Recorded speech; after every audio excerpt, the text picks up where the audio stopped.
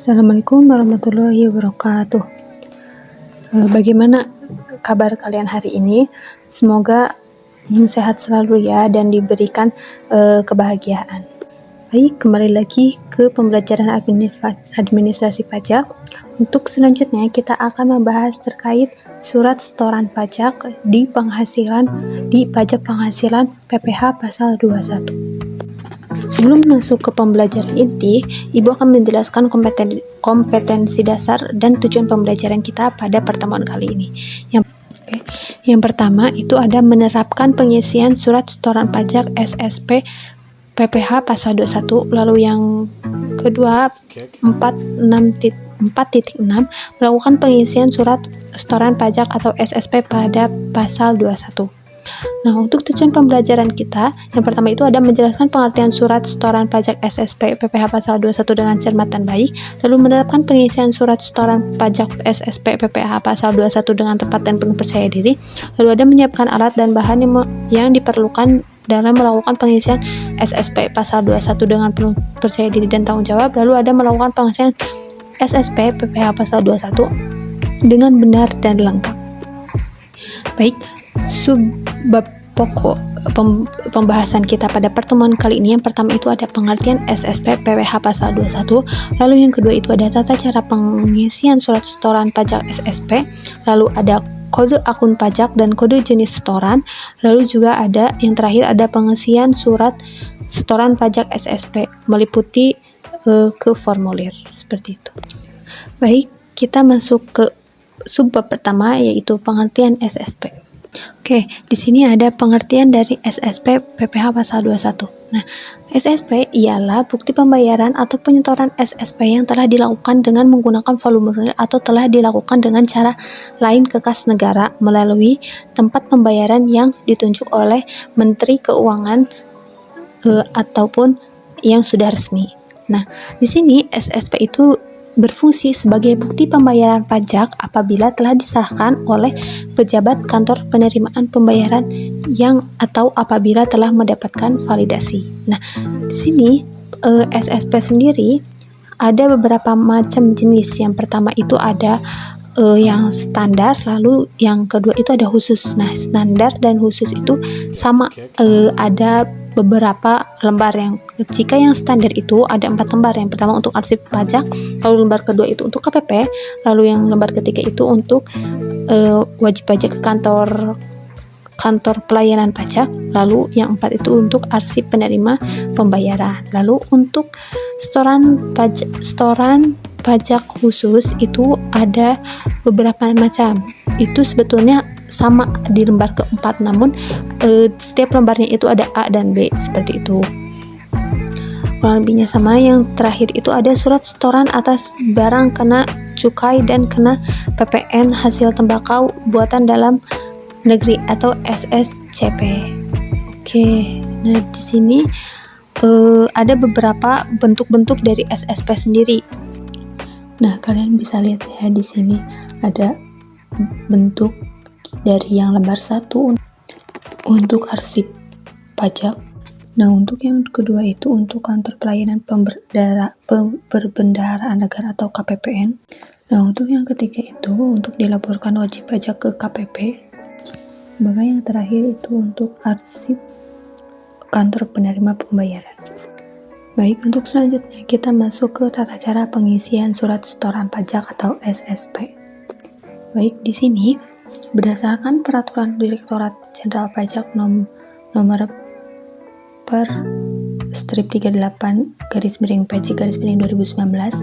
Nah, bentuk SSP itu dijelaskan mengenai petunjuk pengisiannya, seperti diisinya itu ada NPWP, nama wajib pajak, alamat wajib pajak, sampai dengan ruang validasi kantor penerima pembayaran pajak. Nah, di sini yang pertama itu ada NPWP. Nah, NPWP itu diisi dengan nomor pokok wajib pajak yang dimiliki oleh wajib pajak. Lalu selanjutnya itu nama WP, nama wajib pribadi. Lalu ada alamat dari wajib pajak yang tercantum di surat keterangan. Lalu selanjutnya itu ada catatan. Nah, jadi kalau catatan untuk yang belum punya NPWP, nah untuk untuk wajib pajak badan itu diisinya itu dengan 01.000.000.0 strip xxx.000.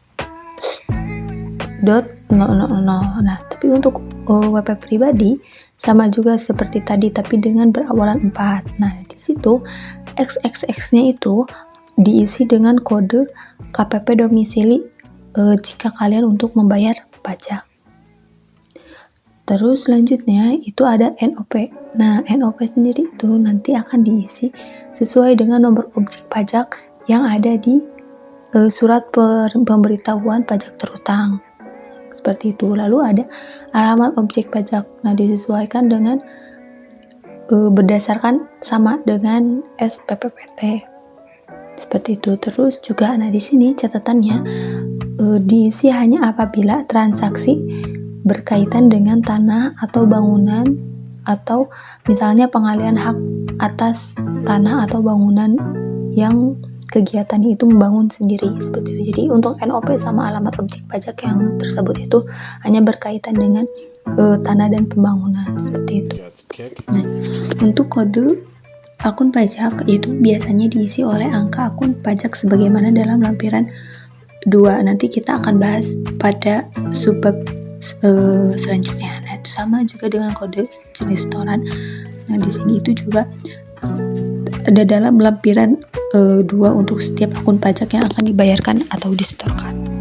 Lalu, nah catatan untuk kedua kode ini harus diisi dengan benar dan juga lengkap agar nanti itu kewajiban pajaknya itu dan agar sama gitu dengan yang ada di administrasi. Seperti itu kan, kalau misalnya kita bayar terus dengan kodenya salah, berarti kode yang awalnya itu yang harusnya kita bayar itu berarti menjadi tidak terbayarkan kan, seperti itu. Itu untuk kode akun pajak dan kode jenis setoran. Nah, selanjutnya itu ada uraian pembayaran. Nah, uraian pembayaran ini itu disesuaikan dengan uraian jenis dari jenis setoran, seperti itu, yang biasanya itu berkaitan dengan kode akun pajak dan juga kode setoran. Nah, biasanya nih khusus PPh pasal 4 ayat 2 itu atas transaksi pengalihan hak tanah itu harus dilengkapi dengan nama pembeli. Lalu juga ada untuk transaksi persewaan tanah dan bangunan itu disetorkan oleh penyewa, namun dilengkapi oleh nama juga nama penyewa, seperti itu. Nah, masa pajak sendiri ini kita isi dengan cara disilang di salah satu kolom masa pajak. Nah, untuk masa pajak yang dibayarkan atau disetorkan. Nah, pembayaran ini untuk lebih dari satu masa pajak dilakukan menggunakan satu SSP dan untuk setiap masa pajaknya, seperti itu. Nah, untuk selanjutnya itu ada kolom tahun pajak yang mana ini diisi sama tahun terutang pajaknya. Lalu juga selanjutnya itu ada nomor ketetapan. Nah, nomor ketetapan ini diisi oleh nomor ketetapan yang tercantum pada SSP atau misalnya di SKPKB atau di SKPKBT atau misalnya di surat tagihan pajak, yang biasanya SSP ini digunakan untuk membayar atau menyetorkan pajak yang dikurangi dibayar atau disetor berdasarkan surat ketetapan pajak itu atau misalnya dengan putusan yang lainnya, seperti itu. Lalu selanjutnya itu jumlah pembayaran. Nah, jumlah pembayaran itu diisi angka jumlah pajak yang akan disetorkan dalam rupiah, seperti itu. Lalu kalau misalnya pembayaran pajak itu menggunakan uang dolar Amerika Serikat, maksudnya bagi wajib pajak yang diperuntukkan untuk membayar pakai dolar, seperti itu. Nah, itu diisi lengkapnya sampai dengan sen. Lalu jika terbilang kolom terbilang, nah terbilang ini si jumlah pembayaran itu dicatat dengan huruf Latin. Lalu selanjutnya kolom yang diterima oleh kantor penerima pembayaran. Nah, di sini diisi tanggal penerima pembayaran atau setoran oleh kantor penerima pembayaran dan juga mencantumkan tanda tangan dan nama jelas petugas yang menerima pembayaran pajak dari WP Nah, jangan lupa untuk distempel untuk validasi. Lalu yang selanjutnya itu ada wajib pajak. Nah, wajib pajak atau penyetor di sini itu diisi dengan tempat, tanggal lahir, tanda tangan, dan juga nama jelas wajib pajak atau misalnya penyetor, serta jika perusahaan itu menggunakan stempel usaha. Lalu yang terakhir itu ada ruang validasi kantor dan penerima pembayaran. Nah, di sini itu diisi nomor transaksi penerima negara atau NTPN, lalu juga ada NTB, lalu juga ada NTP yang diisi oleh kantor penerima pembayaran. Nah, untuk selanjutnya kita akan membahas terkait kode akun pajak dan kode jenis setoran. Nah, di sini itu yang pertama ada yang 10 kode jenis setorannya itu 100. Nah, di sini itu masa untuk jenis setorannya itu untuk masa PPh pasal 21 dan juga keterangannya itu untuk pembayaran pajak yang masih harus disetor yang tercantum dalam SPT masa PPh pasal 21 termasuk SPT pembatulan sebelum dilakukan pemeriksaan. Nah, selain tadi itu kode setoran 100, di sini juga masih banyak, ada 402, lalu juga ada 510, lalu juga ada 511. Nah, di sini juga sudah tercantum ya jenis setorannya seperti apa, lalu keterangan pembayarannya seperti apa, seperti itu. Jadi kalian bisa pilih mana yang termasuk pada jenis pembayaran atau jenis setoran yang akan kalian setorkan pada pembayaran pajak, seperti itu. Baik, kita lanjutkan ke pengisian surat setoran pajak atau SSP di PPh pasal 21. Nah, di sini ada mekanisme pemungutan PPh pasal 21. Yang pertama itu ada pemotong pajak wajib menyetorkan pajak terhadap tersebut ke bank persepsi atau kas negara atau misalnya kantor pos menggunakan surat SSP. Nah, di sini setelah kita melakukan pemotongan pajak, nah pemotong itu menyetorkan pajak itu paling lambat tanggal 10 pada bulan berikutnya. Misalnya untuk masa pajak Januari, misalnya kayak gitu. Nah, PPh pasal 21 yang harus disetorkan ke kas negara itu paling lambat 10 Februari 2018, misalnya seperti itu. Baik, untuk yang kedua, di sini ada pemotong pajak wajib melaporkan penyetoran tersebut ke KPP tempat wajib pajak terdaftar dengan menggunakan SPT. Nah, di sini pemotong wajib pajak itu melaporkan ke KPP yang mana masa paling lambatnya itu tanggal 20 di setiap tanggal 20 di bulan berikutnya. Misalnya tadi masa pajaknya itu Maret 2018. Nah, SPT masa itu harus disampaikan paling lambat di 20 di bulan berikutnya, yaitu berarti 20 April, seperti itu. Baik, untuk yang ketiga itu ada pemotong wajib pajak. Maksudnya pemotong pajak wajib memberikan bukti pemotongan PPh pasal 21. Nah, di sini pemotong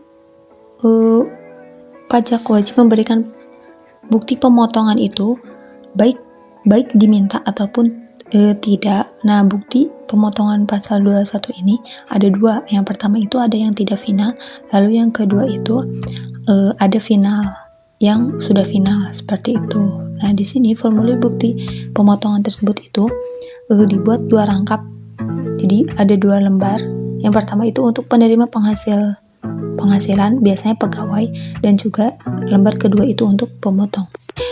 Yang keempat, di sini pemotong pajak memberikan bukti pemotongan PPh pasal 21 kepada penghasilan kena pajak. Nah, di sini yang keempat, pemotong itu harus memberikan bukti pemotongan tahunannya itu kepada penerima penghasilan, yang mana itu harus dalam waktu 2 bulan setelah tahun takwim berakhir atau misalnya masa pajak berakhir. Nah, sama formulir itu dibuktikan dibuat 2 rangkap, yaitu yang pertama untuk penerima penghasilan, lalu yang kedua itu untuk pemotong. Untuk selanjutnya itu ada yang kelima, yang terakhir itu ada masa pajak berakhir dalam 1 tahun pajak. Nah, pemotong itu kewajiban menghitung kembali jumlah PPh pasal 21. Nah, di sini maksudnya karena pajak terakhirnya itu 1 tahun, nah maka pemotong pajak itu wajib menghitung kembali jumlah PPh pasal 21 terutangnya itu pada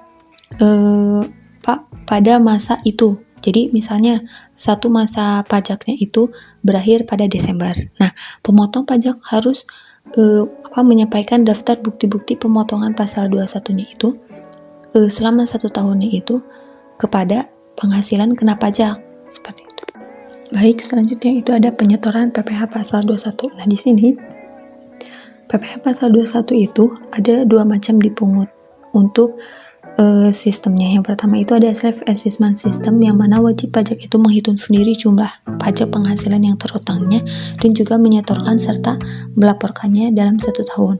Nah, untuk withholding assessment system, yang mana besaran jumlah pajak PPh pasal 21-nya itu dihitung oleh pihak lain atau pemotong pajak, yang mana selanjutnya itu pemotong pajak akan menyetorkan atau memotong dan melaporkan pajak penghasilan yang telah dipotong oleh kantor penerima pembayaran. Nah, di sini prinsip pada pajak itu, penghasilan itu akan terutang pada akhir tahun. Jadi misalnya masa pajaknya itu Januari. Nah, biasanya untuk pembayaran pajaknya itu akan dibayarkan pada akhir tahun, seperti itu. Nah, biasanya besaran pajak penghasilan ini akan terutang atau pelunasannya itu dilakukan pada setiap akhir masa pajak. Nah, yang mana itu dengan cara dipungut atau dipotong pihak lain, misalnya sama pemotong, atau dibayarkan sendiri oleh wajib pajak, seperti itu. Nah, di sini ada sarana yang digunakan sama wajib pajak dalam membayar atau melunasi pajak penghasilan, yang mana itu yaitu formulir surat setoran pajak. Nah, di sini batas waktu untuk penyetoran atau pembayaran PPh pasal 21 biasanya tadi tanggal 10 atau misalnya tanggal 10 pada masa pajak berakhir. Baik, kita masuk ke pengisian surat setoran pajak atau SSP PPh pasal 21. Nah, di sini Ibu akan mencontohkan lewat contoh kasus ya, yang mana yang pertama itu ada Arjuna Travel, merupakan perusahaan yang bergerak di bidang usaha jasa. Nah, di sini ada data perusahaannya yang sudah terampil ya, sampai juga jenis usahanya, emailnya, sampai NPWP badannya, seperti itu. Nah, oke. Selanjutnya di sini juga ada data pegawai tetap, yang mana merangkum dari alamat, lalu NPWP-nya berapa, lalu dia statusnya di perusahaan apa, lalu status dalam keluarganya itu apa, misalnya menikah dengan 1 anak atau misalnya belum menikah. Nah, seperti itu. Dan juga ada gaji dan juga tunjangan. Oke, untuk selanjutnya di sini ada keterangan-keterangan, yang mana dari data pegawai ini, dari pegawai tetap ini ada keterangan-keterangan yang berlaku. Misalnya yang pertama ada setiap karyawan itu memperoleh tunjangan disiplin sebesar 10% dari gaji, atau misalnya perusahaan itu memberikan premi dari program BPJS Ketenagakerjaan yaitu sebesar 2% dari gaji, dan juga setiap karyawan yang tadi 6 karyawan itu harus membayarkan iuran pensiunan sebesar 2,5% dari setiap dari gaji pokok yang sudah diberikan sama perusahaan. Baik, di sini juga Arjuna Travel itu memperkerjakan pegawai kerja lepas, yang mana itu ada 3 karyawan lepas yang dipekerjakan sama Arjuna Travel. Baik, kita masuk ke perintah dari contoh kasus ini. Yang pertama itu hitunglah besaran PPh pasal 21 yang harus dipotong dan disetorkan pada masa pajaknya itu pada bulan Agustus. Lalu ada bukti pemotongan pajak untuk menerima penghasilan selain pegawai tetap. Lalu setorkanlah pajak pasal 21 yang telah dipotong sesuai dengan ketentuan yang sudah berlaku. Oke, di sini yang pertama itu perhitungan PPh pasal 21 yang dipotong dan disetor bagi pegawai tetap. Nah, di soal sebelumnya kan ada 6 pegawai tetap. Yang pertama ada Himawan, Cindy, Irwan, Syahriandi, Amanda, Rena. Udah. Nah, di sini karena biasanya kita itu perhitungan pasal 21-nya itu secara tulisnya manual, maksudnya tanpa tabel. Nah, di sini disajikan dengan tabel kayak gitu. Nah, sebelumnya Ibu akan buktikan dulu yang pertama untuk Himawan ya. Kenapa bisa sampai ketemu PPh terutangnya sebulan. Oke. Nah, Ibu akan menggunakan cara manual seperti biasanya kita mengerjakan PPh pasal 21. Nah, di sini juga ada beberapa ketentuan-ketentuan yang mungkin kalian sudah tahu ya. Bagaimana tunjangan, lalu premi, biaya jabatan, lalu ada PPh terutangnya, pasti kalian tahu. Baik, kita coba untuk Himawan. Nah, di sini gaji Himawan per bulan itu 10 juta. Nah, dia itu mendapatkan tunjangan setiap bulan itu 4.500.000 pada bulan itu. Lalu premi asuransi tadi sama dalam peraturannya itu 2% dikali gaji pokok yaitu 10 juta yaitu 200.000. Nah, akhirnya penghasilan brutonya itu ada 14.700.000. Nah, di pengurangannya di sini ada biaya jabatan 5%, 14.700.000. Harusnya 735.000 karena ada ketetapan maksimal itu 500.000, maka kita hitungnya 500.000. Lalu ada iuran. Harusnya di sini itu 2,5 dikali 10 juta yaitu jadinya kita dapat 250.000. Nah, akhirnya pengurangan itu dijumlahkan jadi 750.000. Nah, untuk kita mengetahui penghasilan neto sebulan, kita itu mengurangi penghasilan bruto dikurangi dengan pengurangan yaitu jumlahnya menjadi 13.950.000. Nah, lalu kita langsung ke penghasilan neto 1 tahun yang dikalikan 12 bulan menjadi 167.400 juta seperti itu. Oke. Nah, untuk selanjutnya kita lanjut ke PTKP. Nah, karena Himawan itu sudah menikah dan punya anak 1, maka jumlah PTKP-nya itu ada 63 juta. Nah, baru untuk mengetahui penghasilan kena pajak setahunnya itu, maka penghasilan neto setahun itu dikurangi dengan PTKP, akhirnya ada 104.400. Nah, di sini kita selanjutnya langsung ke PPh terutang. Nah, karena di sini lebih dari 50 juta, maka kita satu-satu dahulu. Kita mengalihkan dulu 5% dikali 50 juta dapat 2.500.000, lalu 15%-nya sisanya itu dikali 54.400 dapatnya 8.160.000. Nah, ada PPh pasal terutang keseluruhannya ya nih dalam satu tahun yaitu dapat 10.660.000.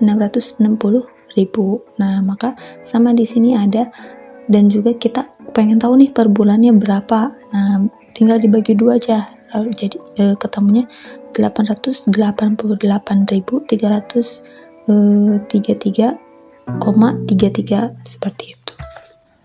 Nah, jika kita lihat kembali ke tabel sebelumnya, itu sudah sama ya. Himawan itu gajinya 10 juta, lalu tunjangannya 4.500.000, preminya 200, lalu juga setelah itu total brutonya berapa, sampai dengan PPh terutangnya itu sama dengan yang kita kerjakan tadi sebelumnya secara manual. Nah, kalian bisa terapkan semuanya itu sampai dengan Rena sampai ke 6 orang pegawai tetapnya. Lalu kalian jangan lupa untuk menjumlahkannya dari totalan sama PPh terutangnya seperti itu. Nah, setelah tadi kita menghitung perhitungan PPh pasal 21 untuk pegawai tetap, kita juga akan perhitungan terkait tenaga kerja lepas. Nah, yang pertama itu Rudi itu pada bulan Agustus itu 4 juta, dapat upah 4 juta seperti itu. Nah, di upah sebulan ini itu Rudi itu mengerjakan borongan itu 20 hari, maka 4 juta dibagi 20 hari itu menjadi 200. Nah, karena di sini itu upahnya itu tidak melebihi 4.500.000 sama seperti yang kita sudah bahas kemarin itu, maka penghasilan yang diperoleh Rudi itu tidak dikenakan pajak penghasilan PPh pasal 21.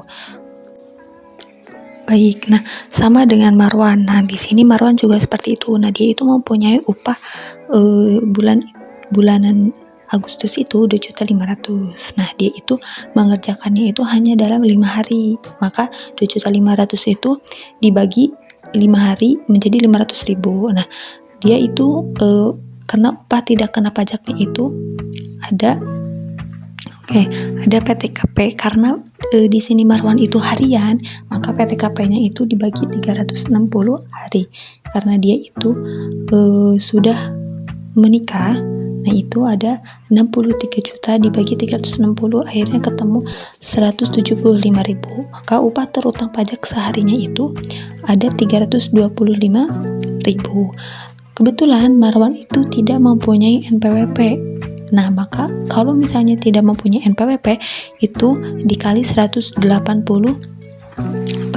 baru dikali 5%. Nah, baru dikali 325.000, ketemulah 19.500. Nah, karena kita ingin mengetahui di bulan Agustus, ya kan, seluruh dalam bulan Agustus, maka dia itu bekerja kan 5 hari dalam bulan Agustus, maka dikali 19.500 menjadi 97.500. Nah, jika nantinya ada pertanyaan untuk dasar pengenaan pajak pada bulan Agustus itu berapa, maka kalian tinggal mengalihkan jumlah hari pengerjaan dengan upah terutangnya. Jadi misalnya Marwan 5 dikali 325.000 menjadi 1.625.000, seperti itu. Baik, untuk selanjutnya Udin itu sama halnya dengan Marwan sebelumnya. Nah, hanya bedanya di jumlah hari pengerjaan aja, karena Udin 10 hari seperti itu, sampai ke upah terutang pajak dasar pengenaannya itu 3.500.000, seperti itu.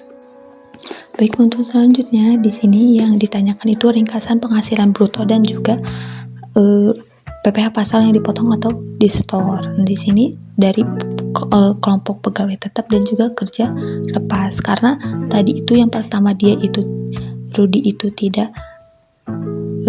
dikenakan pajak, maka dia tidak dicantumkan di sini. Jadi dari Himawan ke Rena lalu sampai dengan Marwan ke Udin, maka kita jumlahkan semuanya itu menjadi penghasilan brutonya 63.160.000 dan PPh pasal 21-nya 2.244.217.000. Oke. Baik, setelah kita sudah mengerjakan soal sebelumnya yang terkait poin A, poin B, poin C sampai kita menemukan penghasilan bruto dan juga PPh pasal yang dipotong atau disetor, mau di setiap pegawai, mau dia pegawai tetap ataupun misalnya kerja lepas. Nah, sebelum kita masuk ke SSP atau surat setoran pajak, kita sebelumnya ke surat pemberitahuan SPT terlebih dahulu. Nah, di sini ada masa pajak. Nah, masa pajak itu diisi pada tahun kita atau misalnya pada bulan pembayaran pajak. Nah, lalu selanjutnya itu ada kita checklist di SPT normal.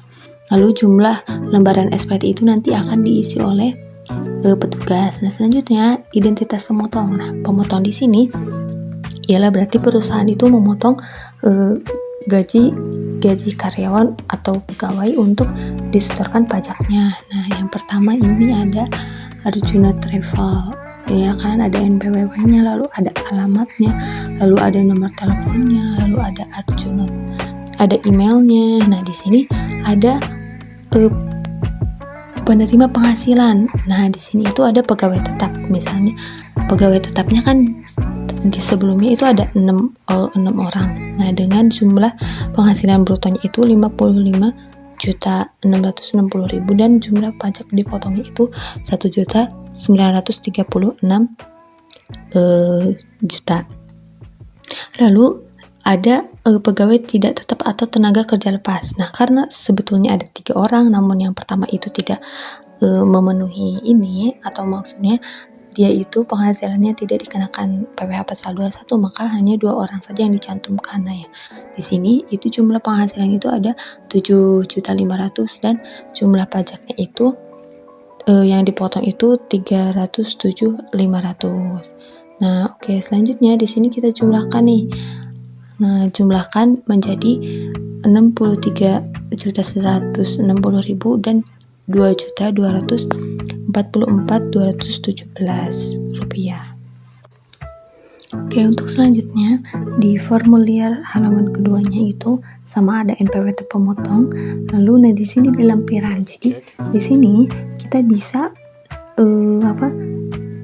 bisa melampirkan formulir-formulir, misalnya formulir 1721 halaman 1 sampai ke 7. Nah, manakah yang menurut kalian yang akan kalian lampirkan seperti itu? Nah, misalnya ini sebagai contoh ibu melampirkan perusahaan ibu melampirkan 6 formulir sampai ke 6 misalnya di Arjuna Travel ini.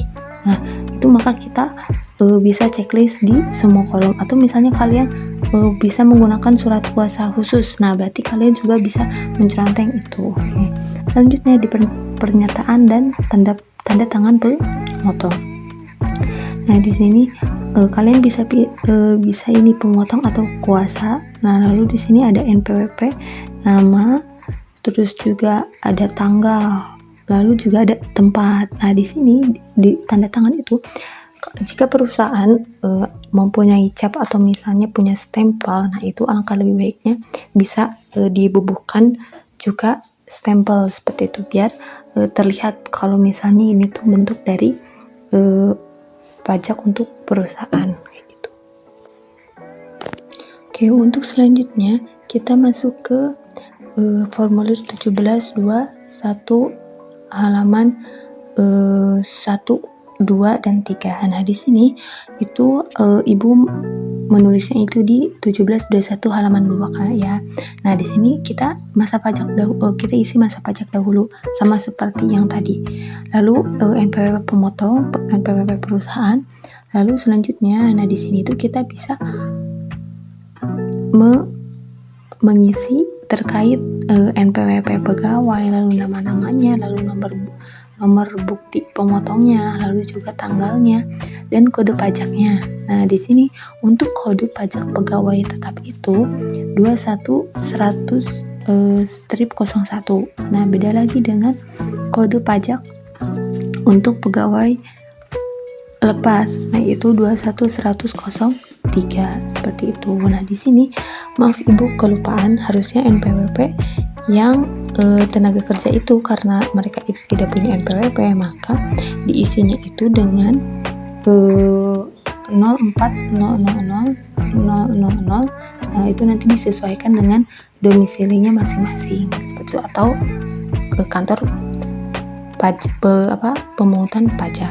Nah, di sini kalian tinggal langsung jumlahnya berapa, lalu PPh dipotongnya berapa, sama seperti tadi itu ada jumlah akhirnya itu 63.160.000 dan juga PPh dipotongnya itu 2.244.000. Nah, di sini untuk kode negara domisili, jadi sebetulnya kode negara domisili ini hanya diperuntukkan untuk diisi untuk pegawai asing. Jadi misalnya ada Afghanistan atau misalnya Turki. Nah, kode negara domisilinya misalnya TRK seperti itu. Nah, itu untuk jika masih dalam negeri itu untuk jika tidak diisi itu tidak apa-apa. Nah, sama halnya juga dengan formulir 1721 untuk strip 3 seperti itu.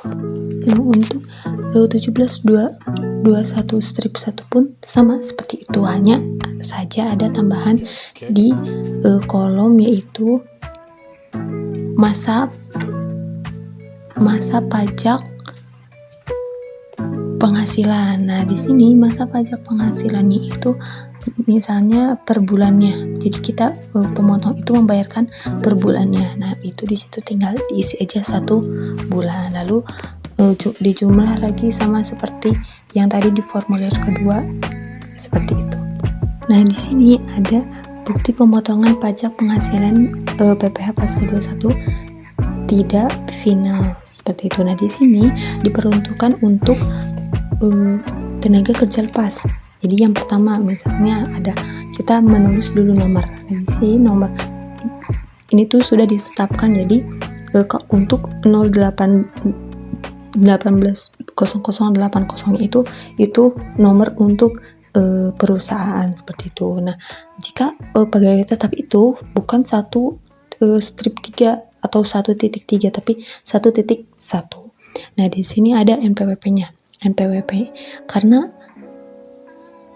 Marwan itu tidak mempunyai NPWP, maka di sini itu kita ganti dengan 04.000.000 strip XXX00. Nah, di sini XX00-nya itu kan ada 4 ya di sini. Nah, itu bisa kalian ganti sesuai dengan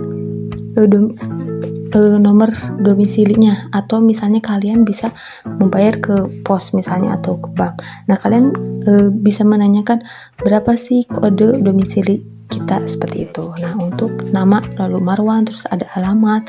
Nah, kebetulan di sini bukan wajib pajak luar negeri kan, jadi kita tidak perlu untuk mencontreng dan juga mengisi kode negara domisili. Lalu selanjutnya ada kode objek pajak. Nah, di sini karena dia itu pegawai lepas, maka tadi sama seperti yang sebelumnya, itu kode pajaknya itu 21.100.03. Lalu berapa sih penghasilan brutonya? 2.500.000. Lalu dasar pengenaan pajaknya. Jadi ada PPh dipotong, tapi ada juga dasar pengenaan pajaknya itu berapa. Nah, tarif itu lebih tinggi, 20% bagi tidak ber-NPWP. Nah, jika kalian mempunyai NPWP, jadi di kolom ini tidak perlu di cakra atau di checklist. Namun karena Marwan itu tidak mempunyai NPWP, jadi kita isinya di sini. Lalu ada tarifnya itu 5%, lalu jadi dipotong hasilnya 97.500. Oke. Selanjutnya di sini ada identitas pemotong. Nah, di sini identitas pemotong sama seperti sebelumnya, itu Arjuna Travel, lalu tanggal dan tanda tangan. Nah, di sini karena tidak ada capnya, jadi hanya membubuhkan tanda tangan dan juga manajer atau bendahara seperti itu. Nah, oke. Sama untuk selanjutnya kita bisa karena ada dua kan tenaga kerja lepasnya, itu ada Udin dan Marwana. Sama seperti itu, Udin juga akan harus sama di formulir ini. Udin juga bisa dicantumkan di sini juga, namun ibu mencontohkannya hanya Marwan. Nah, tadi kan kita menerima bukti pemotongannya itu untuk pegawai kerja lepas. Nah, sekarang bukti pemotongan pajak penghasilannya itu untuk pegawai tetap. Nah, di sini sama seperti tadi, itu ada nama pemotong, lalu ada nama ininya. Nah, di sini kan nomornya, kalau tadi ibu sudah sebutkan, jika untuk tenaga kerja lepas itu 1.1. Nah, lalu selanjutnya itu sudah ditentukan di ketentuan, atau misalnya itu nomor dari perusahaan kayak gitu. Nah, setelah itu, nah kita ambil contoh satu pegawai, itu Himawan. Nah, Himawan itu NPWP-nya sudah tertera, lalu ada alamatnya, lalu statusnya. Nah, di sini status dari Himawan itu sudah kawin, dan juga dia itu tanggungannya itu ada 1. Jadi ada 1 anak. Nah, nama jabatannya itu dia jabatan jadi manajer. Nah, lalu selanjutnya, nah di sini itu kita lebih ke penghitungannya. Nah, di sini kode objek pajaknya itu kita itu di pegawai tetap itu di 21.100.01. Nah, di sini penghasilan gajinya itu ada 10 juta, dan juga tunjangannya itu 4.500.000. Nah, di sini Himawan juga diberikan premi asuransi yang dibayarkan oleh pemberi kerja itu 200. Nah, jumlah penghasilan brutonya itu ada 14.700.000. Nah, lalu kita langsung ke pengurangan. Nah, di sini biaya jabatan itu ada 500.000. Lalu selanjutnya ada iuran pensiun 250. Nah, jumlah pengurangan itu 750.000. Nah, Di sini jumlah penghasilan netonya itu tadi jumlah penghasilan bruto dikurangi pengurangan, jadinya 13.950.000. Nah, selanjutnya di sini ada jumlah penghasilan neto yang disetahunkan. Nah, yang tadi 13.950 itu dikali 12 jadinya 167.400 juta. Nah, lalu kita PTKP nih, karena Mbak Himawan itu sudah menikah dan juga mempunyai tanggungan 1 orang anak. Nah, di situ itu 63 juta. Lalu selanjutnya itu ada kita kurangi dulu jadinya 104.400. Nah, di situ ada pasal penghasilan kena pajaknya itu setahun atau disetahunkan itu jadinya 10.660.000. Jika kalian ingin disebulankan itu jadinya masuknya ke 888.333. Nah, oke. Selanjutnya di sini ada identitas pemotong. Sama seperti tadi, identitas pemotongnya itu NPWP, mencantumkan NPWP dan juga nama dan juga membubuhkan tanda tangan. Baik, kita masuk ke surat setoran pajak di halaman pertama untuk arsip wajib pajak. Nah, di sini kita sama membubuhkan NPWP dari perusahaan, lalu juga nama WP-nya, Arjuna Travel, dan juga alamat WP-nya. Nah, di sini kenapa kita tidak mencantumkan NOP atau alamat OP? Karena NOP sendiri itu diperuntukkan untuk kita membayar pajak pembangunan atau PBB, atau misalnya kita mau mengalihkan hak atas tanah seperti itu. Nah, itu jadi kita tidak isi karena kita itu membayarkan pajak penghasilan. Lalu selanjutnya di sini ada kode akun pajak. Nah, lalu ada kode setoran juga, dan juga kita uraian pembayarannya. Kita mau membayar PPh pasal 21 pada masa Agustus. Lalu di sini kita beri tanda silang di kolom masa pajaknya.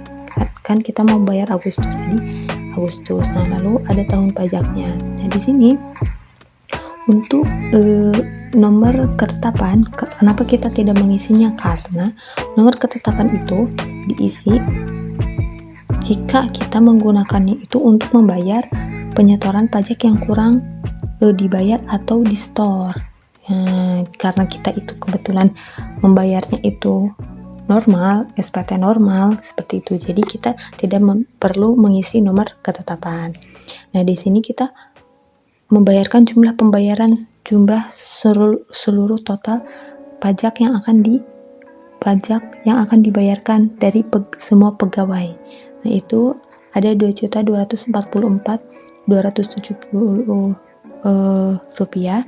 Lalu kita harus mencatat juga untuk terbilangnya. Lalu selanjutnya itu akan diterima oleh kantornya, itu tanda tangannya akan tanda tangan oleh petugas. Nah, lalu selanjutnya kita akan membubuhkan cap atau tanda tangannya itu untuk dari kita mau cap ataupun bisa tanda tangan di sininya seperti itu. Nah, di sini untuk SSP lembar 1 sampai lembar 4 itu sama diisinya kurang lebih seperti itu. Jadi kenapa ibu mencontohkannya hanya 1? Jadi biar nanti kalian bisa latihan untuk mengisi untuk ke lembar kedua dan juga sampai ke lembar ke-4 seperti itu. Baik, cukup sekian pembelajaran kita pada pertemuan kali ini. Jika ada yang ingin ditanyakan, bisa kalian tanyakan melalui WA group atau misalnya komen di Google Classroom. Oke. Terima kasih, stay safe untuk semuanya, semoga sehat selalu. Wassalamualaikum warahmatullahi wabarakatuh.